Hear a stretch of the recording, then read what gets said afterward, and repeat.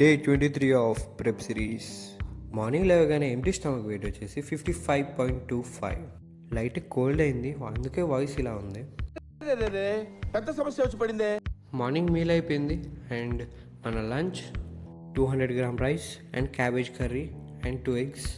కొద్దిసేపు పడుకొని మళ్ళీ ఈవినింగ్ లేచేసరికి జిమ్కి వెళ్ళిపోయాం.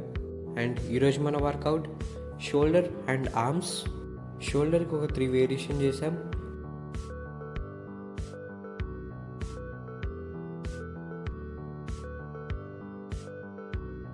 అండ్ బైసెప్కి ఒక 2 వేరియేషన్ చేసాం.